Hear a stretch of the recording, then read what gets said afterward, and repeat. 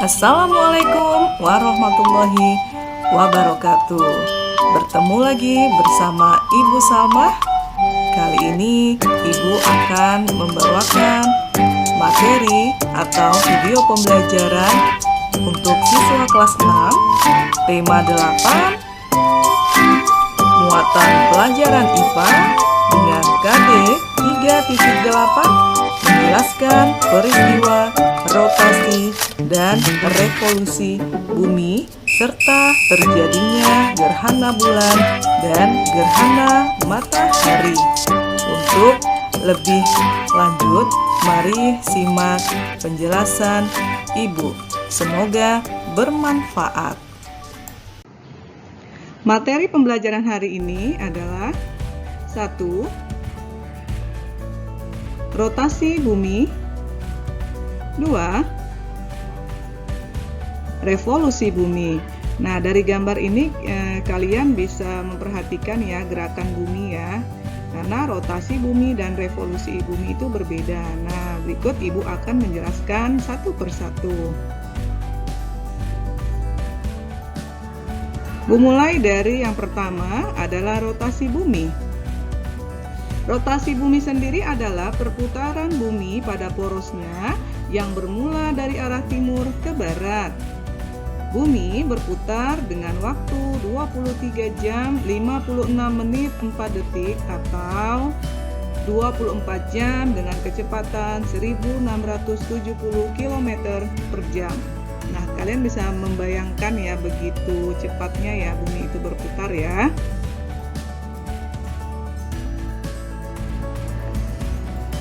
Akibat rotasi bumi, yang pertama, terjadinya siang dan malam. Yang kedua, perbedaan waktu di bumi. Yang ketiga, gerak semu harian matahari. Nah, Ibu akan menjelaskan satu persatu. Yang pertama, akibat rotasi bumi adalah terjadinya siang dan malam. Nah, perhatikan pergerakan bumi ya dari rotasinya ya. Oke, salah satu efek rotasi bumi yang paling terasa adalah terjadinya siang dan malam hari. Kemudian rotasi bumi pada porosnya ini menyebabkan bumi terbagi menjadi dua bagian, di mana bagian yang menghadap matahari akan merasakan siang hari dan yang membelakanginya akan mengalami malam hari.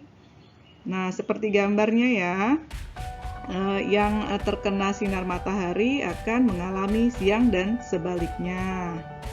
Oke, Bu lanjutkan. Akibat rotasi bumi yang kedua adalah perbedaan waktu di bumi. Nah, di sini Indonesia dan belahan bumi yang lain ya.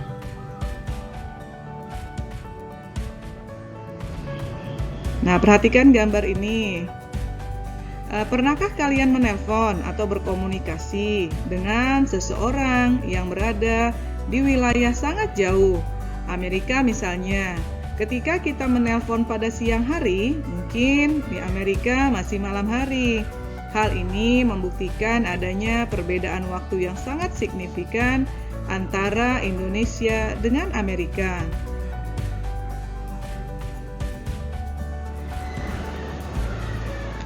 Pembagian waktu di dunia selain disebabkan oleh rotasi bumi juga disebabkan oleh adanya garis bujur. Kita mengenal bumi dibagi menggunakan garis hayal, yaitu garis bujur dan garis lintang. Nah, sekarang Ibu akan menjelaskan perbedaan garis bujur dan garis lintang. Perhatikan gambar garis bujur berikut. Nah, garis bujur itu adalah suatu garis hayal yang ditarik dari ujung kutub utara sampai ke kutub selatan, yang digunakan untuk menentukan lokasi di bumi pada globe dan peta. Ya, dari atas ke bawah ya. Nah, sekarang garis lintang. Garis lintang sendiri adalah sebuah garis khayal yang digunakan untuk menentukan lokasi di bumi yang berpusat pada garis khatulistiwa. Nah, perhatikan gambarnya ya. Jadi ini membedakan antara garis bujur dan garis lintang.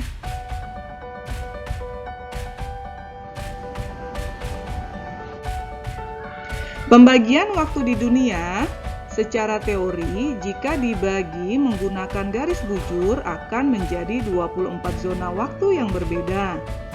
Karena bumi memiliki 360 derajat dan setiap 15 derajat adalah 1 jam, sistem pembagian waktu di dunia secara resmi ditetapkan pada tahun 1884 ketika diadakan konferensi waktu dunia internasional di Washington DC. Pada saat itu, negara-negara anggota konferensi menyepakati 0 derajat bujur berada pada kota Greenwich, Inggris, dan dikenal dengan istilah Greenwich Mean Time atau GMT. Perbedaan waktu di Indonesia juga berbeda. Nah, perhatikan gambar berikut. Di sini ada waktu Indonesia bagian barat, kemudian waktu Indonesia bagian tengah, dan waktu Indonesia bagian timur. Nah, mengapa bisa berbeda? Nah, perbedaan waktu di Indonesia dengan Greenwich diperhitungkan atas dasar letak wilayah dalam garis bujur timur yang dibagi dengan 15 derajat. Dengan demikian, beda waktu untuk waktu Indonesia Barat 105 dibagi 15 dikali 1 jam nanti akan menghasilkan 7 jam. Waktu Indonesia Tengah 120 dibagi 15 dikali 1 jam sama dengan 8 jam. Waktu Indonesia bagian timur 135 dibagi 15 dikali 1 jam menghasilkan 9 jam. Nah, jadi di sini perbedaannya tadi dari waktu Indonesia Barat, Tengah, dan Timur. Jadi setiap 15 derajat kita dibentangkan akan memiliki perbedaan 1 jam setiap pembagiannya.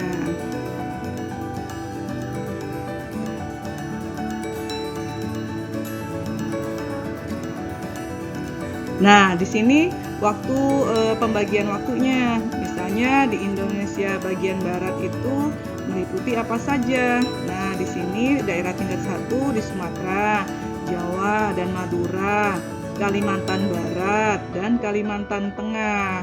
Nah, itu masuk bagian Indonesia bagian barat. Kemudian Indonesia bagian tengah meliputi apa saja? Yaitu daerah tingkat 1 di Kalimantan Timur, Kalimantan Selatan, Sulawesi, Bali, dan Nusa Tenggara. Indonesia bagian timur sendiri meliputi daerah tingkat 1 di Maluku dan Irian Jaya. Nah, jadi perbedaannya di sini ya 1 jam, 1 jam, dan 1 jam. Jadi ada 3 jam waktu perbedaan di bagian Indonesia ya. Kemudian akibat rotasi bumi yang ketiga adalah gerak semu harian matahari. Nah, perhatikan nih gerakan mataharinya. Saat bumi berotasi, bumi itu berputar. Nah, perputaran itu akan menyebabkan gerak semu harian. Seperti apa contohnya? Yang pertama, matahari yang selalu terbit dari timur dan terbenam di barat. Yang kedua, bintang-bintang di langit yang selalu terlihat bergerak dari arah timur ke barat. Nah, ini penjelasan Ibu mengenai rotasi bumi. Nah, selanjutnya Ibu akan menjelaskan tentang revolusi bumi. Semoga penjelasan tentang rotasi bumi ini kalian dapat pahami ya. Nah, simak gambar revolusi bumi ya, gerakan matahari, gerakan buminya sudah berbeda dengan rotasi ya. Revolusi bumi adalah peristiwa bergeraknya bumi mengelilingi matahari. Kala revolusi bumi adalah adalah 365 hari atau disebut 1 tahun. Lintasan revolusi bumi berbentuk elips. Jadi selama 1 tahun bumi berputar mengelilingi matahari sambil berotasi.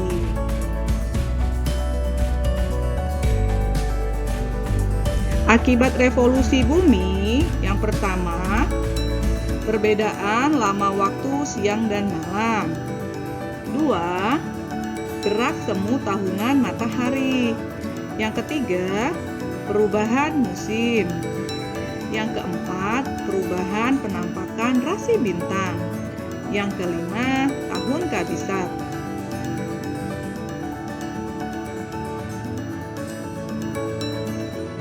Nah, Ibu akan menjelaskan satu persatu akibat dari revolusi bumi. Yang pertama adalah perbedaan lama waktu siang dan malam. Perbedaan lama waktu siang dan malam revolusi bumi serta kemiringan sumbu bumi terhadap bidang ekliptika yang besarnya 23,5 derajat atau 23,5 derajat ya, menimbulkan perbedaan lama siang dan malam. Misalnya pada tanggal 23 September sampai 22 Desember panjang siang di belahan bumi utara lebih pendek bila dibandingkan panjang siang di belahan bumi selatan. Nah, perhatikan lagi revolusi buminya. Ini adalah akibat revolusi yang kedua, yaitu gerak semu tahunan matahari.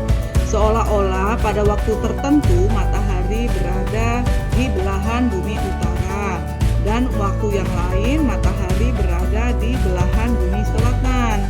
Bisa diamati pada bulan Juni sinar matahari mengenai dinding rumah bagian utara, sedangkan saat Desember sinar menerpa di bagian selatan. Akibat revolusi yang berikutnya adalah perubahan musim. Beberapa negara mengalami 4 musim, yaitu musim semi, panas, gugur, dan musim dingin.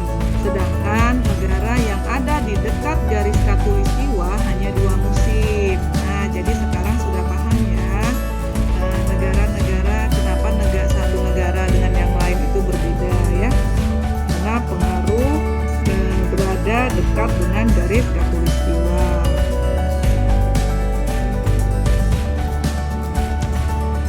Berikutnya, akibat revolusi yang keempat adalah perubahan penampakan rasi bintang. Akibat adanya revolusi, maka akan terlihat perubahan rasi bintang di langit. Perubahan gugusan atau rasi bintang inilah yang kemudian digunakan sebagai tanda zodiak.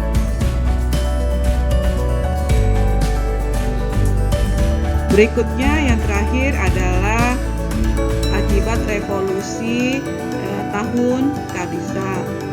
Skala revolusi bumi adalah 365 hari. Karena adanya perbedaan 1/4 hari, maka untuk memudahkan penanggalan dibulatkan menjadi 365 hari. Nah, tahun keempat ditambahkan 1 hari pada tanggal 29 Februari. Nah, ini yang disebut tahun kabisat.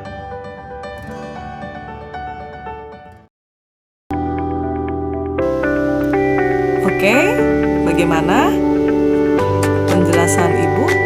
Semoga video ini bermanfaat. Insya Allah di lain kesempatan Ibu akan menjelaskan tentang sistem tata surya pada tema 9. Ibu akhiri, wabillahi taufik wal hidayah. Wassalamualaikum warahmatullahi wabarakatuh.